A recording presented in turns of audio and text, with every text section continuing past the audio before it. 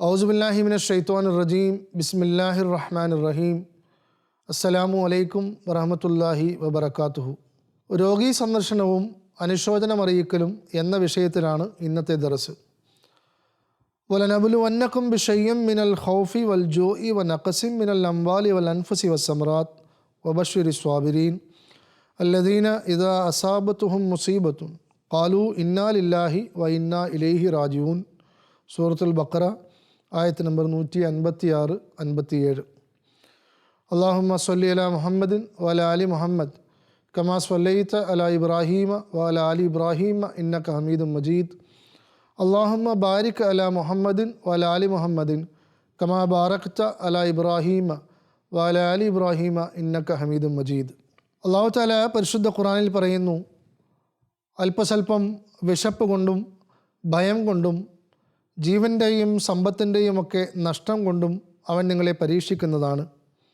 ആരാണോ ക്ഷമ പാലിക്കുന്നത് തീർച്ചയായും അവർക്ക് സന്തോഷവാർത്തയുണ്ട്. രോഗീ സന്ദർശനവും അനുശോചനവും എല്ലാ വ്യക്തികളുമായും ബന്ധപ്പെട്ടു വരുന്ന ഒരു കാര്യമാണ്.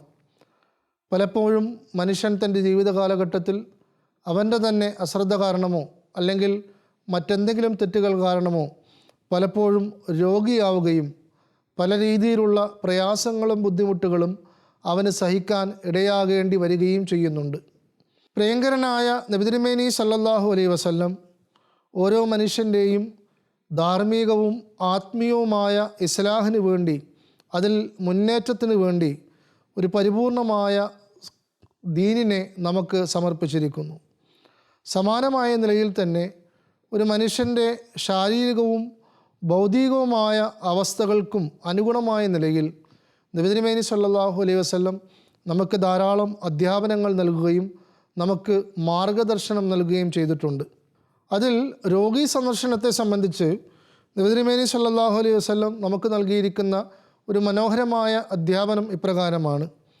അതിനകത്ത് ബറാഅ ബിൻ ആസിബ് റളിയല്ലാഹു അൻഹു റിവായത്ത് ചെയ്യുന്നു, നബി തിരുമേനി സല്ലല്ലാഹു അലൈഹി വസല്ലം ഞങ്ങൾക്ക് കൽപ്പന നൽകിയിരിക്കുന്നു, നിങ്ങൾ രോഗികളെ സന്ദർശിക്കുക, ജനാസയെ അനുഗമിക്കുക, ആരെങ്കിലും തുമ്മിയാൽ അതിന് മറുപടി നൽകുക, ആരെങ്കിലും എന്തെങ്കിലും സത്യം ചെയ്തിട്ടുണ്ടെങ്കിൽ അത് പൂർത്തിയാകാൻ നിങ്ങളെക്കൊണ്ടാകുന്ന രീതിയിൽ സഹായിക്കുക, അതേപോലെ അതിക്രമം ചെയ്യപ്പെട്ടവനെ നിങ്ങൾ സഹായിക്കുക, നിങ്ങൾ ക്ഷണിക്കപ്പെട്ടാൽ ആ ക്ഷണം സ്വീകരിക്കുക, സലാം ചൊല്ലുന്നത് വ്യാപിപ്പിക്കുകയും ചെയ്യുക എന്ന്. ഈ കൽപ്പനയിൽ നബി തിരുമേനി സല്ലല്ലാഹു അലൈഹി വസല്ലം ഏറ്റവും പ്രാധാന്യം നൽകിക്കൊണ്ട് ഏറ്റവും ആദ്യം എടുത്തു പറഞ്ഞത് രോഗീ സന്ദർശനത്തെ സംബന്ധിച്ചാണ്. അതായത് ഒരു രോഗിയായ സഹോദരൻ അവൻ പ്രയാസങ്ങൾ അനുഭവിക്കുന്ന സാഹചര്യത്തിൽ, ഒരുപക്ഷെ ഒരു രോഗാവസ്ഥയിൽ മനുഷ്യന് മരണം വരെ സംഭവിക്കാവുന്നതാണ്. അത്തരം പ്രയാസങ്ങൾ അനുഭവിച്ചു കൊണ്ടിരിക്കുന്ന ഒരു സഹോദരനുണ്ടെങ്കിൽ അവനെ പോയി കാണുകയും അവനെ ആശ്വസിപ്പിക്കുകയും അവന് സമാധാനം പകർന്നു കൊടുക്കുകയും ചെയ്യുക എന്നുള്ളത് ഒരു മുസ്ലിമിൻ്റെ കടമയായിക്കൊണ്ട് നബി തിരുമേനി സല്ലല്ലാഹു അലൈഹി വസല്ലം അരുളി ചെയ്തിരിക്കുന്നു. ഹദീസിൽ ഇപ്രകാരം വരുന്നുണ്ട്, ഹദ്റത്ത് അബൂ ഹുറൈറ റളിയല്ലാഹു തആല അൻഹു അരുളി ചെയ്യുന്നു, ആരാണോ രോഗികളെ സന്ദർശിക്കുന്നത്, അള്ളാഹുവിൻ്റെ തൃപ്തിക്ക് വേണ്ടി രോഗിയായ തൻ്റെ സഹോദരനെ ആരാണോ കാണാൻ പോകുന്നത്, ആ സമയത്ത് അള്ളാഹുവിൽ നിന്ന് വിളംബരം ചെയ്യുന്ന ആൾ ഇപ്രകാരം ഒരു വിളംബരം ചെയ്യുന്നതാണ്, നീ സന്തോഷവാനാവുക, നിൻ്റെ ഈ യാത്ര അനുഗ്രഹീതമാണ്, നിനക്ക് സ്വർഗത്തിൽ സ്ഥാനം ലഭിക്കുന്നതാണ്. തിർമിസി അബുവാബുൽ ബിർ. ഈ ഹദീസിൽ നിന്ന് നമുക്ക് മനസ്സിലാകുന്നത്, രോഗിയായ ഒരു സഹോദരനെ നമ്മൾ സന്ദർശിക്കുകയും അവനെ ആശ്വസിപ്പിക്കുകയും ചെയ്താൽ അതുകൊണ്ട് അളവറ്റ അനുഗ്രഹങ്ങൾ നമുക്കും ലഭിക്കും എന്ന് തന്നെയാണ്. ഒരു മനുഷ്യൻ രോഗിയായിരിക്കുമ്പോൾ, അവൻ പല രീതിയിലുള്ള പ്രയാസങ്ങളിലുള്ളപ്പോൾ അവൻ അള്ളാഹുവിൻ്റെ ഒരു ദാസൻ തന്നെയാണ്. ആ സമയത്ത് ഒരു രോഗിയെ നമ്മൾ പോയി സന്ദർശിക്കുമ്പോൾ തീർച്ചയായും അത് അള്ളാഹുവിന് വളരെയധികം ഇഷ്ടപ്പെട്ട സന്തോഷകരമായ ഒരു കാര്യമാണ്. എന്ന് മാത്രമല്ല, ആരാണോ രോഗീ സന്ദർശനം നടത്തുന്നത് അവൻ്റെ മേലും അള്ളാഹുവിൻ്റെ അനുഗ്രഹങ്ങൾ ഉണ്ടായിരിക്കുന്നതാണ്. ഹദീസിൽ ഇപ്രകാരം വന്നിരിക്കുന്നു, ഹദ്റത്ത് ഉമ്മെ അല റളിയല്ലാഹു അൻഹ റിവായത്ത് ചെയ്യുന്നു, ഒരിക്കൽ ഞാൻ രോഗിയായിരുന്ന സമയത്ത് നബി തിരുമേനി സല്ലല്ലാഹു അലൈഹി വസല്ലം എന്നെ കാണാനായി വരികയുണ്ടായി. നബി തിരുമേനി സല്ലല്ലാഹു അലൈഹി വസല്ലം എന്നോട് ഇപ്രകാരം പറഞ്ഞു, ഉമ്മയല രോഗിയാവുക എന്നുള്ളതും ഒരു രീതിയിൽ സന്തോഷിക്കേണ്ട കാര്യമാണ്. കാരണം മുസ്ലിമായൊരു വ്യക്തി രോഗിയാകുമ്പോൾ അഗ്നിയിൽ വീണ് സ്വർണം പരിശുദ്ധീകരിക്കപ്പെടുന്നത് പോലെ അവൻ ചെയ്തിട്ടുള്ള പാപങ്ങൾ അവന് പൊറുക്കപ്പെടുന്നതാണ്.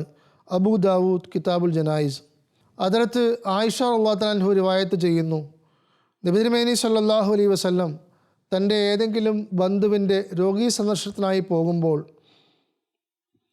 തൻ്റെ വലതു കൈ കൊണ്ട് ആ രോഗിയുടെ തലയിൽ തടവുകയും ഇപ്രകാരം ദുആ ചെയ്യുകയും ചെയ്യുമായിരുന്നു. അല്ലാഹുവേ, ആളുകളുടെ നാഥനായുള്ളവനെ, രോഗങ്ങൾ മാറ്റുന്നവനെ, നീ ഇവന് ശിഫ നൽകണമേ.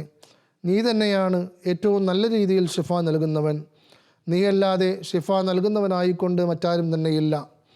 നീ ഇവനെ പരിപൂർണമായ നിലയിൽ ഈ രോഗത്തിൽ നിന്ന് മുക്തി നൽകുകയും ശിഫ നൽകുകയും ചെയ്യണമേ.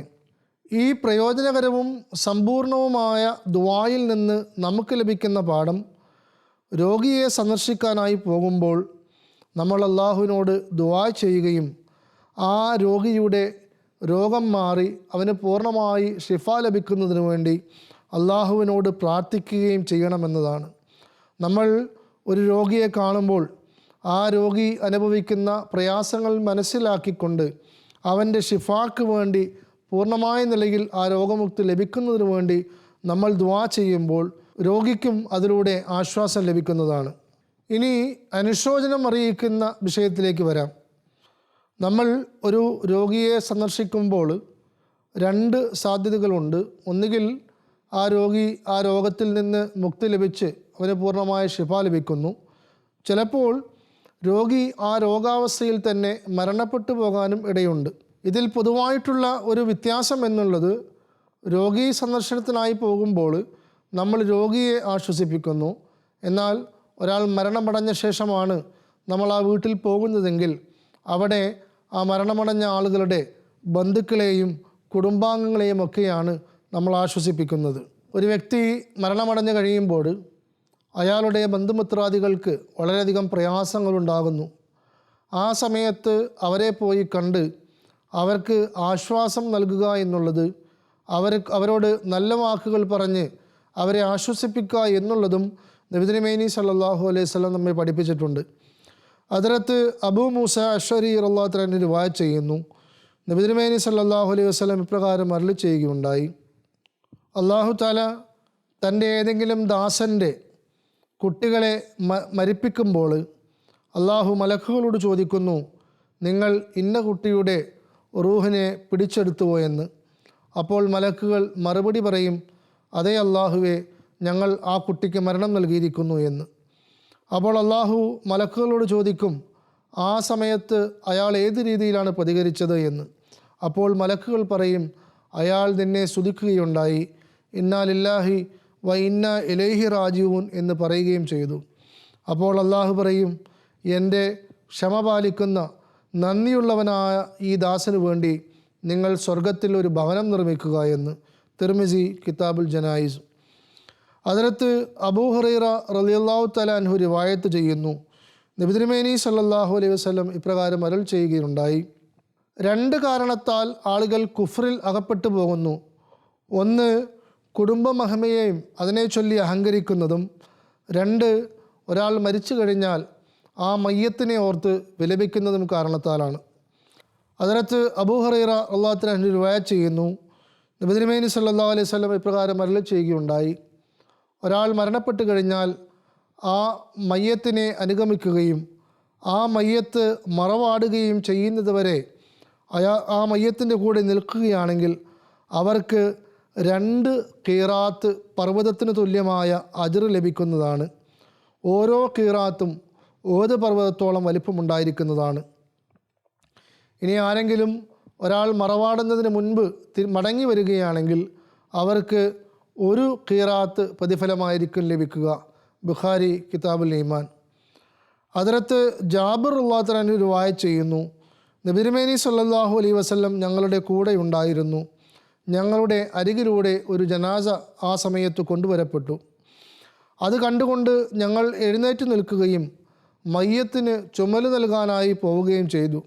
പിന്നീടാണ് മനസ്സിലായത് അതൊരു യഹൂദിയുടെ ജനാസയായിരുന്നു എന്ന്.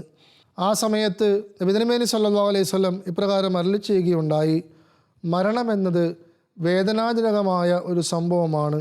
നിങ്ങൾ ആരുടെയെങ്കിലും ജനാസ കാണുകയാണെങ്കിൽ അവരുടെ ബന്ധുമിത്രാദികളെ ആശ്വസിപ്പിക്കുന്നതിനായിക്കൊണ്ട് നിങ്ങൾ എഴുന്നേറ്റ് നിന്ന് ആദരവ് പ്രകടിപ്പിക്കേണ്ടതാണ്. ബുഖാരി കിതാബുൽ ജനായിസ്. ഹദ്റത്ത് ഖലീഫത്തുൽ മസീഹ് അൽ ഖാമിസ് അയ്യദുല്ലാഹു തആല ബിൻ നസ്രിൽ അസീസ് അരുളി ചെയ്യുന്നു, മനുഷ്യർക്ക് പല രീതിയിലുള്ള പ്രയാസഘട്ടങ്ങളിലൂടെ കടന്നു പോകേണ്ടതായിട്ടുണ്ട്. പല രീതിയിലുള്ള ബുദ്ധിമുട്ടുകളിലും അവർ അകപ്പെടാറുണ്ട്. അതിൽ മിക്കവാറും എല്ലാ ആളുകളും അനുഭവിക്കേണ്ടി വരുന്ന ഒരു പ്രയാസം എന്നുള്ളത് രോഗിയായിത്തീരുകയും ആ രീതിയിൽ പ്രയാസങ്ങൾ അനുഭവിക്കുകയും ചെയ്യുക എന്നുള്ളതാണ്. ഞാനിന്ന് നബി തിരുമേനി സല്ലല്ലാഹു അലൈഹി വസല്ലമയുടെ സുന്നത്തിൻ്റെ അടിസ്ഥാനത്തിൽ രോഗി സന്ദർശനത്തിൻ്റെ പ്രാധാന്യത്തെ സംബന്ധിച്ചും അവർക്ക് വേണ്ടി ദുആ ചെയ്യേണ്ടതിനെ സംബന്ധിച്ചും അല്പകാര്യങ്ങൾ പറയുന്നതാണ്. ഹദ്റത്ത് അനസ് ബിൻ മാലിക് റളിയല്ലാഹു അൻഹു റിപ്പോർട്ട് പറയുന്നു, നബി തിരുമേനി സല്ലല്ലാഹു അലൈഹി വസല്ലം ആരെങ്കിലും രോഗിയായി എന്നറിഞ്ഞാൽ, 2-3 ദിവസത്തിൽ കൂടുതൽ രോഗിയായി എന്നറിഞ്ഞാൽ ഉടൻ തന്നെ അവരെ പോയി കാണുകയും അവരെ ആശ്വസിപ്പിക്കുകയും അവർക്കായി ദുആ ചെയ്യുകയും ചെയ്യുമായിരുന്നു. സുനൻ ഇബ്നു മാജ കിതാബുൽ ജനായിസ്.